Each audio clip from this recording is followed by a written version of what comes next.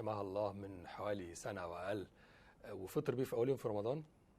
أكيد فاكرينه لأن شفتوه على مواقع التواصل الاجتماعي على الفيسبوك وعلى تويتر، وحقق نسبة مشاهدة عالية جدا ولفت أنظار ناس كتيرة جدا. الراجل ده اسمه أحمد خليفة، ده محاسب في إحدى شركات السياحة في شرم الشيخ، حاليا في بنك، وحاليا محاسب في بنك. وهو زوجته رحمها الله سابت له طفلين، طفل آدم وطفل ياسين سنة وآدم حوالي 5 سنين، وما زال حتى الآن.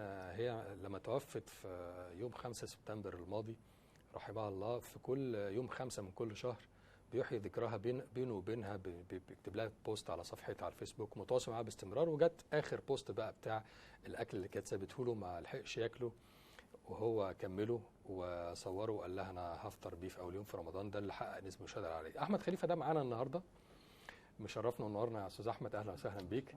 كل سنه وانت طيب اولا، ورمضان كريم، ويعني تعيش وتفتكر. وانت انت تقريبا عايش عشان تفتكر، صح كده؟ اكيد طبعا. يمكن المبسوط السنه دي ان هي حاسسها معايا فعلا، يعني ممكن الموضوع ده والضجه اللي حصلت دي شايف صورها في كل مكان، شايف اسمها في كل مكان، فده اللي مخليني يعني مش حاسس انها بعيد عني السنه دي. يمكن كتير يا استاذ احمد الناس تسال، طب يعني هو راجل عنده عمل حاجه لزوجته متوفيه وخلاص، يعني نستضيفه في التلفزيون ليه؟ نجيبه في التلفزيون، نثير الموضوع ليه؟ ولكن الموضوع فيه معاني اكبر من كده، بتتمثل في قيمه الوفاء اللي ربما نكون افتقدناها في حياتنا في الزمن ده. الوفاء متجسد بقى حتى لو حاجه بسيطه قوي، بس اقل حاجه اعتقد الانسان بيعملها وفاء لذكرى حبيب او ذكرى قريب بتلقى صدى في الزمن ده. تفتكر الناس لمست هذا المعنى معاك من خلال احساسك اللي انت حاسه ناحيه زوجتك الله يرحمها؟ هي طبعا الناس لمست الاحساس ده، بس الاحساس ده اساسا يعني خلاني يمكن انا ممكن اكون حزين شويه، يعني انا مش متخيل ان حال الدنيا وصل للدرجه دي. اللي انا الحاجه اللي انا عملتها دي المفروض شيء عادي، شيء طبيعي يحصل. لكن ان الناس تشوفه ده حاجه خياليه او حاجه اسطوريه، او على راي مثلا في بعض الناس بتبعت لي تقول لي الحاجات دي ما بنشوفهاش غير في المسلسلات التركي، الافلام. تمام. فلا يعني انا ممكن اكون بقيت حزين جدا على حال الدنيا يعني. طيب ما تخش، عايزين نخش معاك برضو في تفاصيل اكتر يا استاذ احمد حوالين يعني ملابسات هذا البوست يعني بلغه الشباب كسر الدنيا وعمل ترندنج على مواقع التواصل.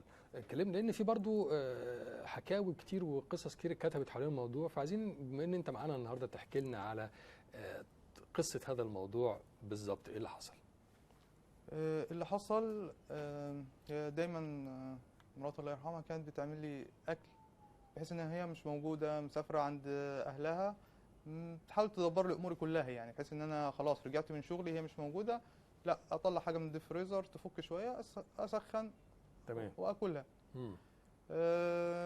قبل الوفاه بفتره كانت طبعا عامله لي برضو اكل وسايباه.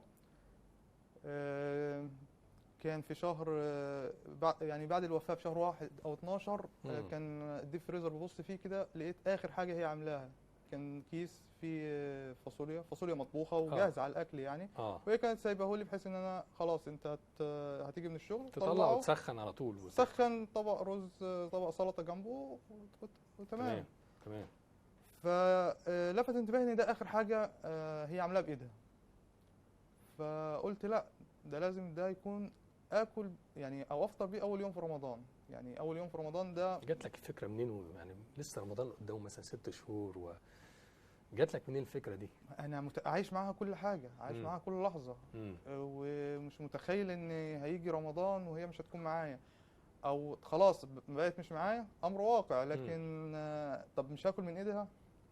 حبيت برضو ان اديها حته ايه، هي مش موجوده معايا وفي العالم الاخر، واتمنى انها تكون في الجنه ان شاء الله يا رب. حته ان هي تاخد ثواب افطار صائم وهي مش موجوده وهي مش في الدنيا. فبس جات لي الفكره، قلت لا ده انا هسيب كيس الفاصوليا ده لحد لما اول يوم رمضان ان شاء الله، وهفطر بيه. منها احييت ذكراها وحسيت انها معايا، ومنها انها اديتها اجر افطار صائم ودعوات الملايين. ودعوات الملايين ده غير طبعا. تفتكر ربنا بيكافئها يا استاذ احمد بعد وفاتها؟ دعوات الملايين دي مكافاه ليها؟ طبعا دي مكافاه كبيره، مكافاه كبيره ليها. على ايه؟ هي كانت ايه؟ يعني عشان ايه تستاهل هذه الدعوات؟ كانت الى اي مدى زوجه طيبه وزوجه يعني صالحه من وجهه نظرك؟ هي زوجة صالحة بكل المقاييس. يعني أنا مش عايز أقول مثلا إنها الست في البيت بمعنى الكلمة، بره البيت ب100 راجل أعتمد عليها في أي مكان. كانت بمعنى أصح يعني كانت سند وظهر ليا في الدنيا. قصه الفاصوليا دي كمان ممكن يكون جزء من مكافاه ربنا ليها. قصة الفاصوليا إن ده أساسا كان أكل بتاع، يعني أكلنا فيه يومين، يعني الفاصوليا دي أكلنا منها يومين. اكل متبقي يعني. أكل متبقي اللي الناس بترميه تاني او ثالث يوم بعد بالظبط. ومش هقول مثلا ده بخل منها أو كده، ده احنا زي ما بقول لا، ممكن ده تقديرا لنعمة ربنا. طبعا يعني ممكن نطلع بره ناكل أكلة تكلف الشيء الفلاني، ما فيش مشكلة. لا هي طبعا قالت استحرمت إن هي ترمي باقي الأكل ده. بس برضو النفس البشرية بتزهق إنها تكرر الأكل يوم واثنين. تمام. فيمكن هي شالته الوقت تاني تقديرا لنعمة ربنا سبحانه وتعالى، وده يمكن عشان بعد سنة تاكله انت تاني. عشان هي نيتها صادقة مع ربنا ان الاكل ده ما يترميش، وخوف من ربنا وتقديرا لنعمته ان ربنا يكافئها بعد وفاتها ب9 شهور بدعوات الملايين. ناس تتطوع وتتبرع، انا ما اعرفهاش ولا تعرفني، تعمل لها عمرة ما شاء الله. انا منزل الكلام ده على صفحتي بتصور، يعني حتى الناس مصوره لي اسمها وكده عشان تتاكد ان انا عملت عمره، رغم ان هم مش مطالبين بكده طبعا، لان هم اللي طلبوا. انا عارف وانا شفته، بس انا حابب اسمعه منك. حابب اللي ما شافوش يسمعوا منك. في ناس دلوقتي متطوعه بتختم لها قران ان شاء الله. تمام. دعوات الملايين.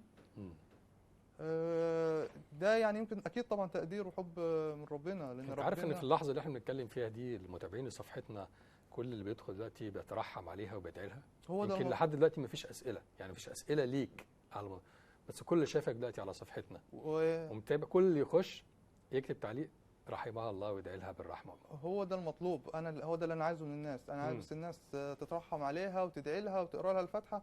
لكن الشو الاعلامي اللي اتعمل والضجه انا ما بحبهوش، بل بالعكس ممكن يسبب لي مشاكل فيما بعد. لكن هو ده المطلوب من الناس. انا يعني بتمنى الناس كلها تدعي لها وتقرا لها الفاتحه، ده كل المطلوب من الناس.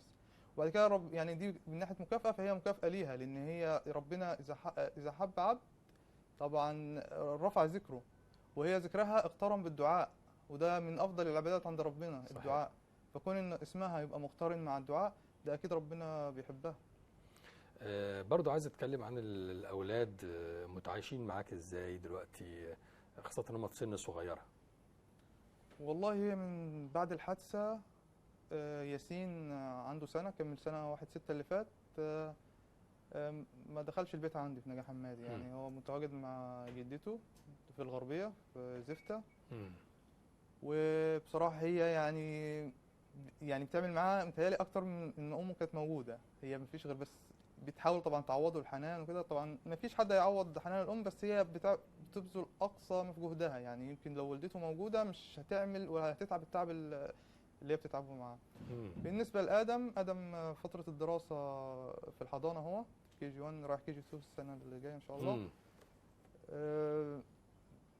متواجد معايا، بيراعي معايا جدته هناك واختي.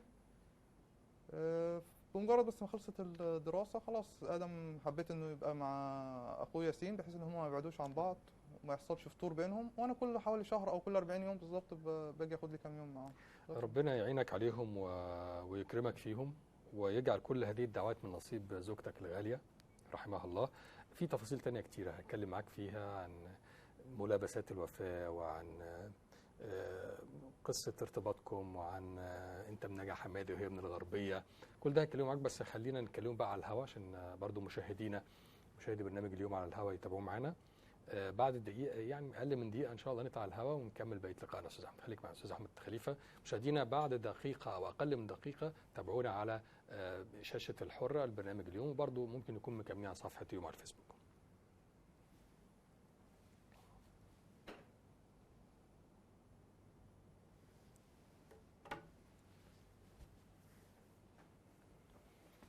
كنت عايزكم تقفلوا صوت الايربيس، صوت الهواء في ودني لم يطول اللقاء، بس ما خدتوش بالكم انتم.